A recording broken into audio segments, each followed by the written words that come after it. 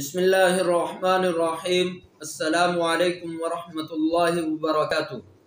ناظرین، امید کرتا ہوں آپ تمام احباب خیر و عافیت کے ساتھ ہوں گے، اور دعا کرتا ہوں کہ اللہ تبارک و تعالی آپ تمام احباب کو خیر و عافیت اور سلامتی کے ساتھ صحت و تندرستی والی لمبی عمر عطا فرمائے، اور جو بیمار ہیں اللہ تعالیٰ انہیں شفائے کلی عطا فرمائے۔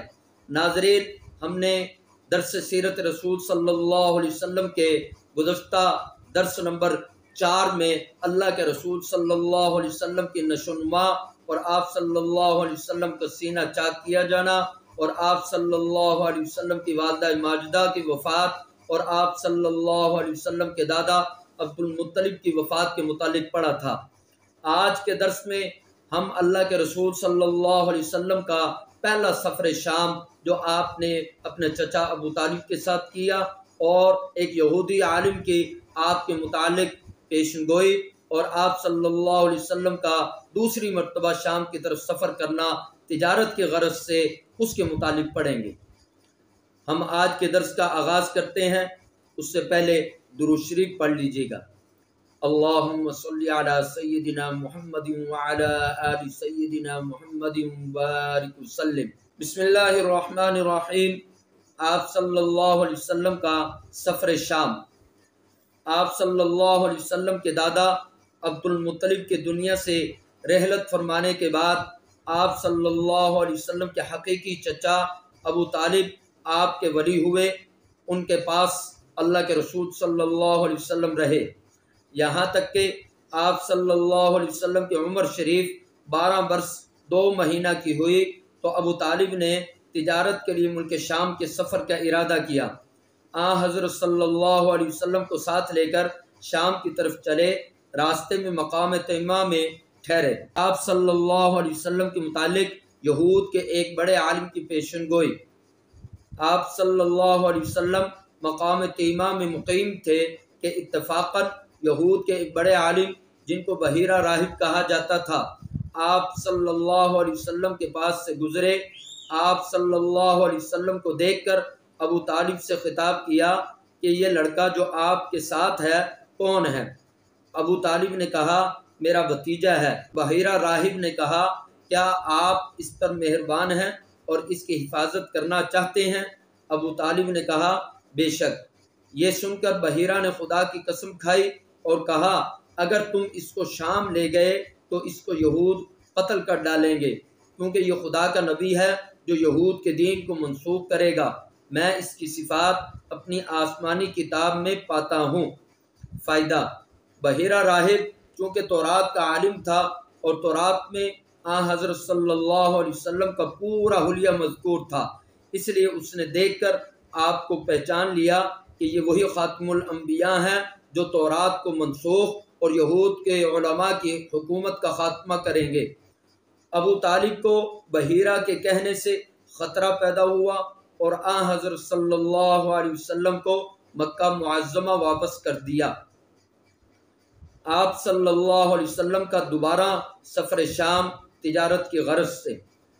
مکہ معظمہ میں حضرت خدیجہ رضی اللہ تعالی عنہ اس وقت ایک مالدار عورت تھی، اور ساتھ ہی نہایت عقل مند اور تجربہ کار۔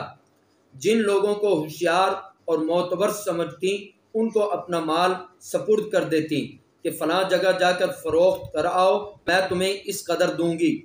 رسول اللہ صلی اللہ علیہ وسلم کی نبوت کا اگرچہ اس وقت تک ظہور نہ ہوا تھا، لیکن آپ صلی اللہ علیہ وسلم کی دیانت و امانت کا تمام مکہ والوں میں بڑا شہرہ تھا، اور ہر ایک کو آپ صلی اللہ علیہ وسلم کے برگزیدہ اور پاک اخلاق کا اعتبار تھا۔ آپ صلی اللہ علیہ وسلم امین کے لقب سے مشہور تھے۔ یہ شہرت اور بزرگی حضرت خدیجہ رضی اللہ تعالی عنہا پر چھپی ہوئی نہ تھی، اس لیے انہوں نے چاہا کہ اپنی تجارت کو آپ صلی اللہ علیہ وسلم کے سپرد کر کے آپ کی دیانتداری سے نفع اٹھائیں۔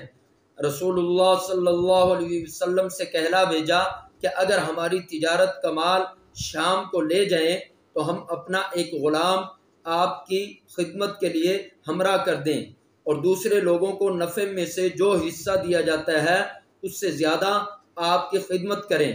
آپ صلی اللہ علیہ وسلم کی ذات مبارک چونکہ بلند ہمت اور وسیع الخیال ہستی واقع ہوئی تھی، فوراً اس لمبے سفر کے لیے تیار ہو گئے اور حضرت خدیجہ رضی اللہ تعالی عنہا کے غلام میسرہ کو ساتھ لے کر 16 ذی الحجہ کو شام کی طرف روانہ ہو گئے۔